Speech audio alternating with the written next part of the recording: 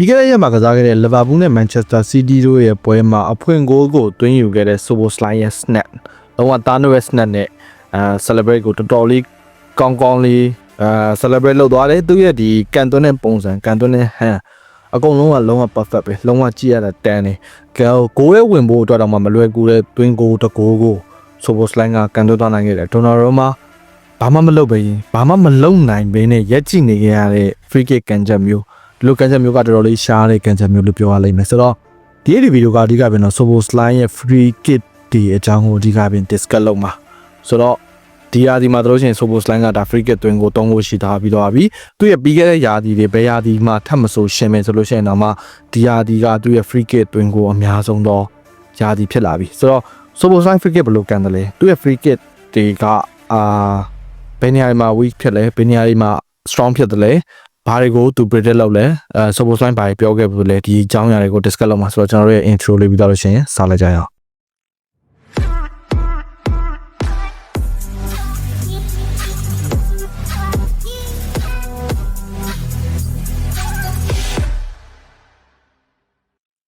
်ဆိုတော့ Manchester City နဲ့ဒီ Liverpool နဲ့ပွဲမှာဆိုရင် Szoboszlai ကအဖွင့်ဂိုးကိုသွင်းပေးထားတဲ့ကစားသမား free kick ကနေသွင်းထားတယ်ဒီပွဲစဉ်က drama တွေရမ်းများတဲ့ပွဲစဉ်မျိုးပဲပြီးလို့ရှိရင် Liverpool ဘက်ကပေးလိုက်တဲ့ခြေပါကို Man City ဘက်ကသွင်းသွားတဲ့အလုံးမှာဆိုလို့ရှိရင်လေ Szoboszlai ကလူကျွန်ထောင်ချောက်ကနောက်ဆုံးမှကြံနေခဲ့တဲ့ကစားသမားဆိုတော့ तू ကလူကျွန်ဖမ်းဖို့အတွက်နည်းနည်းရုပ်ရော့ခဲ့တယ်ပေါ့ဒါအပြင်ကနောက်ဆုံး Chucky ရဲ့သွင်းဂိုးမှာဆိုလို့ရှိရင်ဟာလန်ကိုဆွဲလို့ तू ကတားတဲ့အနီကန်နဲ့ထွက်သွားပြန်သေးတယ်ဆိုတော့အဲ့ဂိုးကလည်းပယ်ပြက်ခံလိုက်ရပြန်တယ်ဒါပေမဲ့ဒါတွေအားလုံးထက်စားလို့ရှိရင်ကျွန်တော်အဓိက focus ထားချင်တာက Szoboszlai free kick တော်လေးကောင်းတဲ့ကန်ချက်မျိုးSzoboszlai ကလည်းပတ်သက်ပြီးတော့မှပြောခဲ့ဘူးတယ်ပြီးခဲ့တဲ့သူ့ရဲ့ကန်ချက်တွေကဘာလဲဆိုတော့ risk များတယ်ဂိုးရဲဝင်ဖို့အတွက်ခက်ခဲတယ်ဒါပေမဲ့ဝင်သွားပြီဆိုလို့ရှိရင်လုံးဝအပြောက်ပ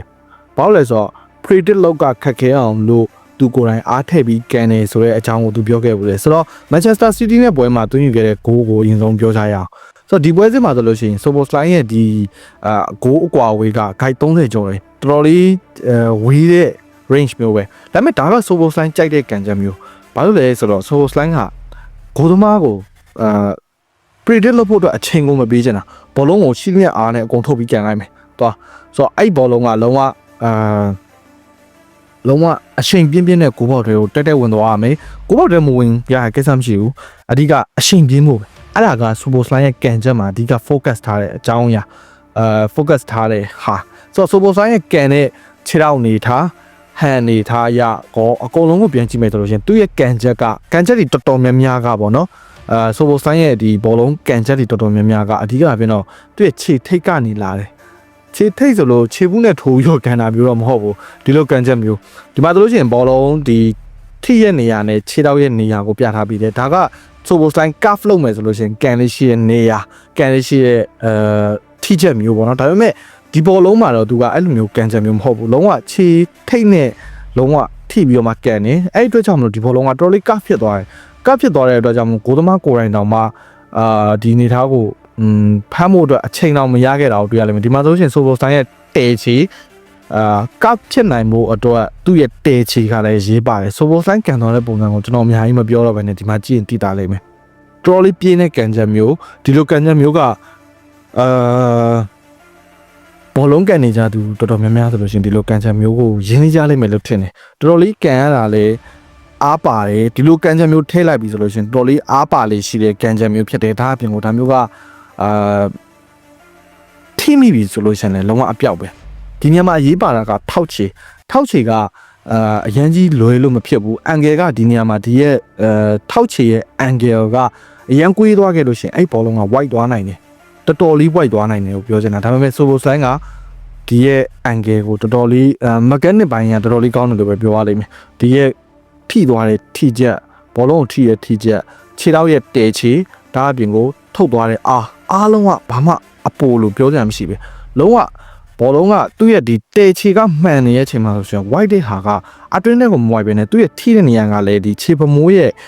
အပြင်ဘက်နားရောက်တဲ့အချိန်မှာဆိုရှင်အဲ့ဒီထိချက်ကလည်း outside curve နဲ့အတူတူပဲဂိုးလေးကိုဝင်သွားတာဝင်သွားတဲ့အချိန်မှာဆိုလို့ရှင်လည်းတိုင်ထိပြီးတော့အတွင်းတိုင်ကိုထိပြီးတော့ဝင်သွားတော်တော်လားတဲ့ကန်ချက်မျိုးဆိုတော့ဒီ Manchester City ကိုဒါမျိုးတွင်းယူနိုင်တာကတော်တော်လေးကိုမှ အချိန်တိုင်းတော့ပြန်ပြောနေရမယ် free kick ကန်ချက်မျိုးတွေမှာပါလိမ့်မယ်လို့ထင်တယ်ဒါအပြင်ကိုနောက်ထပ်ရေးကြည့်တာကအာဆင်နယ်ရဲ့ပွဲမှာတွင်သွားခဲ့တဲ့ free kick ကိုနေရာ position ရကြည့်မယ်ဆိုလို့ရှိရင်လည်းအဲ့ဒီနှစ်နေရာကအရင်ကြီးကွာနေတဲ့ space မျိုးမဟုတ်ဘူးကွာနေတဲ့အနေအထားမျိုးမဟုတ်ဘူးဘယ်တော့မှတိတ်မကွာဒါ suppose line နေရာယူလေးရှိတဲ့ပုံစံပဲဆိုတော့ suppose line ကြိုက်တဲ့ကန်ချက်မျိုးပေါ့နော်ပြီးခဲ့တဲ့ဒီ city နဲ့ပွဲမတိုင်ခင်မှာ arsenal နဲ့ပွဲမှာဆိုလို့ရှိရင်အဲ့ဒီနေရာကပဲအဲ့ဒီနေရာနဲ့တိတ်မကွာလာတဲ့နေရာက free kick တွန်းထားပြီးသားဒီနေရာမှာဆိုလို့ရှိရင် arsenal ကတော့ကစားသမား3ယောက်ကနေရာယူထားတယ်ကစားသမား3ယောက်ကဒီရဲ့ဘောအနေနဲ့ကာဖို့အတွက်ဆုံးဖြတ်ထားတယ်အဲ့ဒီ wall က Calafiori ရဲ့ Timber ရဲ့Pedayocras ကဆိုတော့ Calafiori နဲ့ Yocras နဲ့ကတကယ်ကိုအမြင့်ဘောကောင်းတဲ့ကစားသမားအဲ့ဒီအမြင့်ဘောကောင်းတဲ့ကစားသမား2ယောက်ကအတွင်းထဲမှာရှိရယ်အပြင်ဘက်မှာ Julian Timber ရှိရယ်ဆိုတော့ဒီနေရာမှာ Soboslai ရဲ့ကန်ချက်အပြင်ကိုနောက်ထပ်ပြောရရှိတာကကစားသမားရဲ့နေရာယူပေါ့ဒီမှာဆိုလို့ရှိရင်တော့ Florian Bass နဲ့Gravenberch နဲ့2ယောက်ကအနောက်မှာရှိနေတဲ့ David Raya ရဲ့ vision ကိုကာထားတယ်အဲ့ဒါကလည်းရေးပါတယ်အဲ့ဒါကဘာကြောင့်ရေးပါလာလဲဆိုတော့ဒီမှာတစ်ချက်ပြောကြရအောင်ဆိုတော့ Soboslai ကသူ့ရဲ့ကန်ချက်တွေမှာဆောင်းနာကပြောခဲ့တဲ့အတိုင်းပဲ power ကိုအဓိကအားပြုတယ်ကိုသမား predict မလုပ်နိုင်ခင်မှာ power အပြည့်နဲ့ကန်မယ်ဆိုတဲ့ပုံစံမျိုးဟန်မျိုးက Soboslai ဟန်ဆိုတော့ကိုသမား predict မလုပ်နိုင်ခင်ဆိုတဲ့အထိပ္ပယ်မှာအများကြီးပါသွားပြီဒီကစားသမားတွေကကိုသမားကိုFlorian Wirtz နဲ့ Gravenberch ကကိုသမားကိုvision မရနိုင်အောင်လို့မမြင်နိုင်အောင်လို့သူတို့ကရှေ့ကနေပြီးတော့မှတစ်ဖက်တစ်လမ်းကနေပြီးတော့မှကုညီထောက်ပံ့ပေးနေတာဆိုတော့ဒီမှာ Soboslai ဘောလုံးကကန်လိုက်တဲ့ဘောလုံးက Calafiori ရဲ့အပေါ်ရောက်နေပြီဘောလုံးကဘယ်လိုပြောရမလဲ location ရပါတော့သူ့ရဲ့အားပါပြင်းထန်မှုကဒီမှာ Calafiori ရဲ့ခေါင်းပေါ်ရောက်နေပြီဒါပေမဲ့အဲ့ဒီချိန်ကြီးဒီမှာ David Raya ကထောက်ချင်မတရားသေးဘူးထောက်ချင်မတရားသေးတဲ့အချိန်မှာဘာဖြစ်သွားလဲဆိုတော့ဂိုးရဲ့တကယ်ဝင်လာတဲ့အချိန်သူလက်မိရတော့မဲ့အချိန်မျိုးမှာဒီမှာတွေ့တဲ့အတိုင်းပဲစက္ကန့်ပိုင်းလောက်နောက်ကျသွားပြီဆိုတော့မီလီစက္ကန့်ပိုင်းလောက်ပေါ့နော်တကယ်စက္ကန့်ပိုင်းလောက်တော်တော်လေးကိုနောက်ကျသွားပြီနောက်ကျသွားတဲ့အတွက်ကြောင့်မလို့ဒီဘောလုံးက David Raya နဲ့မဖမ်းနိုင်ခဲ့ဘူးဆိုတော့အဓိကပြောချင်တာက Soboslai ရဲ့ power ထိချက်ထောက်ချီတော်လေးလှတယ်ကိုသမားတွေအနေနဲ့ Soboslai ကိုအဲ့ဒါလိုအနေထားမျိုးမှာတတိထားရတော့မယ်လို့ပဲပြောရလိမ့်မယ်ဆိုတော့ Soboslai တယောက်တည်းကိုတတိထားမှာလားဆိုတော့လည်းမဟုတ်ပြန်ဘူးအဲ့ဒီရှေ့မှာဝေါ်ကာနေတဲ့သူတွေလည်းတတိထားတဲ့နေ Manchester City ကအဲ့ဒီရဲ့အနေထားမှာတော့2ယောက်ပဲကာပြီးတော့မှ Arsenal နဲ့မတူညီစွာပဲ2ယောက်တည်းကာပြီးတော့မှကိုသမားရဲ့ဒီ vision ကိုတော့ Donnarumma ရဲ့ vision ကိုတော့လုံးဝအကာမခံတာကိုမြင်ရလိမ့်မယ်ဆိုတော့ဘယ်လိုပြောမလဲအရန်ကြီးအကာမခံတာလို့ပြောချင်တာကာလာတော့လီဗာပူးကစားသမားတွေကတော့ကာဖို့တော့ကြိုးစားနေတာပဲဒီမှာဆိုလို့ရှိရင်မြင်ရတဲ့အတိုင်းပဲဒီမှာဆိုလို့ရှိရင်လီဗာပူးကစားသမားတွေကဒီ wall ရဲ့ Man City ကစားသမားတွေ wall ရဲ့နောက်နားမှာရှိနေ Man City ကနှစ်ယောက်တည်းကာတဲ့အချိန်မှာကိုသမားရဲ့ vision ကိုလိုက်ကာဖို့တော့ကအရန်ကြီးမလွယ်တော့ဘူးအဲ့တော့ကြောင့်မလို့အဲ့ဒီရဲ့လွတ်နေတဲ့ဘေးကနေရာကိုလီဗာပူးကစားသမားတွေကိုယ်တိုင်ကကာပြီးတော့မှ Donnarumma ရဲ့ vision ကိုပိတ်ထားတာဆိုတော့ဒီ Soboslai ရဲ့ဒီ free kick ကန်ချက်တွေကရုပ်တရက်ကြီးဖြစ်လာတာရုပ်တရက်ကြီးကောင်းလာမျိုးမဟုတ်ဘဲနဲ့စနစ်တကျစီစဉ်ထားတာ Soboslai ရဲ့ကန်ချက်တွေကတဖြည်းဖြည်းနဲ့ကောင်းလာတာကိုသမားရဲ့ vision ကို cover လုပ်ထားတာအဲ့ဒါတွေကအရေးပါလာတာအဲ့ဒီမတိုင်ခင်ပွဲမှာဆိုလို့ရှိရင်လည်း Soboslai free kick ကန်ချက်ကိုဒီမှာတို့ရှင်းမြင်ရနိုင်မယ်ဒီမှာက Mo Salah က Soboslai ရဲ့အားပါပြင်းထန်တဲ့ကန်ချက် space ရဖို့အတွက်နေရာချအောင်ပေါ်လာအောင်လုပ်ပြီးခဲ့တယ်နောက်ထပ်တစ်ကြိမ်ဆိုလို့ရှိရင်ဒီမှာဆို Soboslai ရဲ့ကန်ချက်တွေကကျွန်တော်ပြောခဲ့တဲ့အတိုင်းပဲသူ့ရဲ့ကန်ချက်တွေကအားကိုအဓိကပြင်ထည့်တာဆိုတော့ cap ကိုအရန်ထည့်မှာမဟုတ်ဘူးဘောလုံးကွေးသွားတာကိုအရန်ကြီးထည့်မှာမဟုတ်ဘောလုံးကွေးလို့ရှိရင် power အားနေသွားတယ်ဘောလုံးကွေးပြီဆိုလို့ရှိရင် spin အားပဲရှိရပြီးတော့မှအဲ့ဘောလုံးရဲ့လားရအရှိန်ကယော့သွားလေးရှိတယ်ဆိုတော့အဲ့ဒီနေရာမျိုးမှာတော့ Soboslai ကနည်းနည်းလေးဝင်နိုင်ရေး percent နည်းနည်းလေးနေတယ်လို့ပြောရလိမ့်မယ်ဆိုတော့အဲ့လိုမျိုးဂိုးပေါင်းနဲ့တက်တဲ့သူ့ရဲ့ဒီလုံးဝအားပါပြင်းထန်တဲ့ rocket ပုံစံမျိုးတကယ်တင်မယ်ဆိုလို့ရှိရင်အဲ့လိုနေတာမျိုး Soboslai အားပါတဲ့ကန်ချက်မျိုးပြောမယ်ဆိုရင် Cristiano Ronaldo ကန်နေရှိတဲ့ပုံစံမျိုးလုံးဝအားပါတယ်အားကိုပဲကိုစားပြုတယ်လုံးဝပါဝါပဲအဲ့ပုံစံမျိုးက Soboslai အားတာတဲ့ပုံစံမျိုးဒီလိုနေသားမျိုးမှာဆိုရှင်ဒီမှာတွေ့တဲ့အတိုင်းပဲ Soboslai ရဲ့ထောက်ချီတဲကြီးအကုန်လုံးကောင်းတယ်ဒါပေမဲ့ဒီဘောလုံးကဝေါ်ကြော်ဖို့တော့ခက်ခဲခဲ့တယ်ဘာလို့လဲဆိုတော့ Soboslai cuff ထဲဖို့ကြိုးစားလို့ cuff အရန်ထဲဖို့ကြိုးစားလို့အဲ့လို space မျိုးကလည်း cuff မထဲလို့မရဘူးဆိုတော့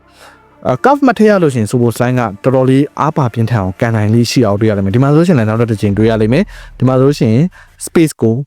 space ကြရလို့ရှိရင်ကန်နိုင်နဲ့ကိုပေါက်တဲ့နိုင်ချေရခိုင်လုံးဝပိုပြီးများတယ်ဒါပေမဲ့ Soboslai cuff ထည့်မယ်ဆိုလို့ရှိရင်ဒီမှာတွေ့ရတိုင်းပဲဒါက Soboslai cuff ထည့်ဖို့တော့ကြိုးစားတာ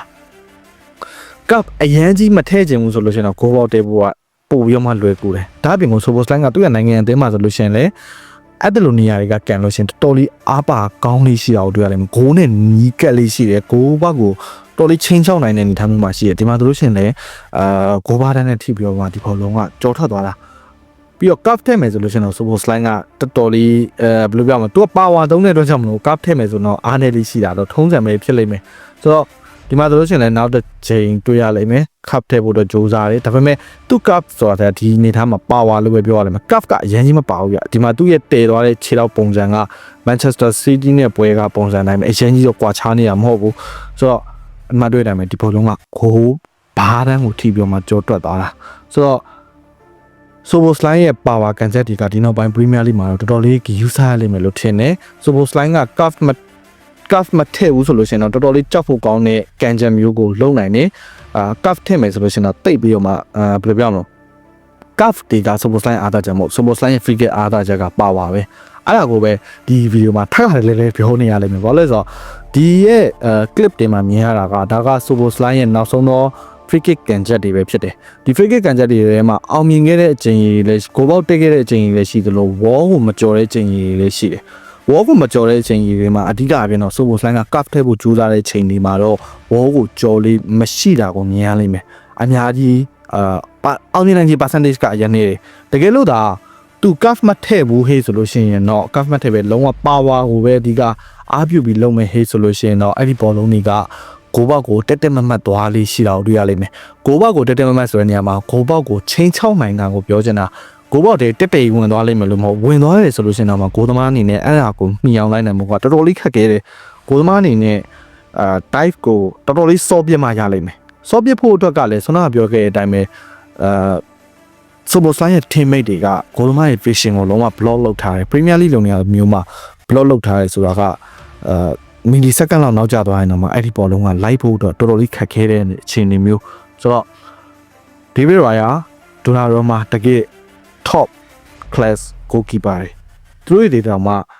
ဒိုနာရိုမာရက်ကြည့်နေကြရတယ် David Raya ခြေတလန်းနောက်ကျခဲ့တယ်ဆိုတော့ Super Slime ရဲ့ power ဘယ်လောက်ပြင်းထန်လဲဆိုတော့အဲ့ဒီမှာမြင်ရလိမ့်မယ်ဆိုတော့ Premier League မှာ Super Slime free kick ကန်ချက်တွေကတော့လေးစောင့်ကြည့်ရမယ့်အနေအထားမျိုးပဲ။အိုးရင်ခစ်တဲ့တုန်းကလိုမျိုး cuff တွေနဲ့ဘယ်လိုပြောမလဲ inside cuff outside cuff အရန်ကြီးပါနေတာမျိုးမဟုတ်သည့်တိုင်အောင် Super Slime ကန်ချက်တွေကအားပါတယ်ပြင်းထန်တယ်ဂိုးသမားအနေနဲ့ line ကိုတော့ခက်ခဲတယ်။ဆိုတော့ဒါက Super Slime free kick တွေဘယ်လိုကန်တယ်လဲဘယ်အားတွေကိုအဓိကအဖြစ်အသားပြုတယ်ဆိုတော့အဓိက focus ထားတာ Super Slime ရဲ့ကန်ချက်တွေက power ကိုအားပြုတယ်။တခါတည်းမှာအဲ့ power ကြောင့်မလို့ဒီပွတ်တိုက်ဒီခြေဖမိုးနဲ့ပေါ့အားဆွဲအားကြောင့်မလို့အဲ့ဒီရဲ့ power ကန်ချက်တွေမှာ cup နည်းနည်းလေးပါလာလိမ့်မယ်အဲ့နည်းနည်းလေးကလည်းကိုသမားတွေရဲ့ vision ကိုချိန်ချောက်ဖို့အတွက်တော်တော်လေးအနေရဖြစ်စေတယ်ဒါအပြင်ကိုသူ့ရဲ့ Super Slime teammate တွေကလည်းကိုသမားတွေရဲ့ vision ကိုကာကွယ်ထားတဲ့အချိန်မှာတကယ်လို့ဒါ Super Slime ထိချက်ကမှန်မယ်ပြင်းအားမှန်မယ်ဒါအပြင်ကိုထောက်ချီကအသားထိချက်မှန်ထောက်ချီကတဲတဲ့အချိန်မှန်မယ်ကွေးတဲ့အချိန်မှန်မယ်ကိုဘောက်ကိုတက်တက်မမတ်တာသွားမယ်ဆိုလို့ရှိရင် Super Slime ရဲ့အဲ့လိုခံချက်တွေကဂိုးဝင်ဖို့အတွက်တော်တော်လေး percentage များတယ်လို့ပြောရလိမ့်မယ်။လက်ရှိ Premier League မှာ free kick မှာ Super Slime ခံချက်ကတော့တော်တော်လေး standing ဖြစ်တဲ့ free kick မျိုးတွေပဲ။အဲ့တော့ဒီ Super Slime free kick တွေနဲ့ပတ်သက်ပြီးတော့မှဘယ်လိုထင်ကြလဲ။ဒါက Super Slime free kick တစ်ခုတည်းအကြောင်းကိုပြောရတဲ့အတွက်ကြောင့်မလို့ပွဲစဉ်တစ်ခုလုံးကိုတော့ခြုံမိမှာမဟုတ်ဘူး။ဒါပေမဲ့ Super Slime free kick ကိုတော့ဘယ်လိုကန်တယ်လဲဘယ်အခြေအနေမှာကိုရဖို့တော့လွယ်တယ်ဆိုတာကတော့နည်းနည်းခံမှန်းမိသွားလိမ့်မယ်လို့ထင်တယ်။ zone 14ပေါ့နော် zone 14ရဲ့ရှေ့တက်မှာရှိနေတဲ့ space တွေတိုင်းက Super Slime အတွက်ပြိုင်ဘက်ဂိုးသမားတိုင်းကိုအိမ်မဆိုးပေးနိုင်တဲ့နေရာတွေပဲဆိုတော့ Super Slime free kick နဲ့ပတ်သက်ပြီးတော့မှကိုထင်မြင်ယူဆချက်တွေကို comment ထဲမှာဝင်အောင်ဆွေးနွေးကြရပါတယ်ဆိုတော့ကျွန်တော်နောက်တဲ့ဗီဒီယိုတစ်ပုဒ်မှာပဲထပ်ပြီးတော့မှတွေ့ကြတာပေါ့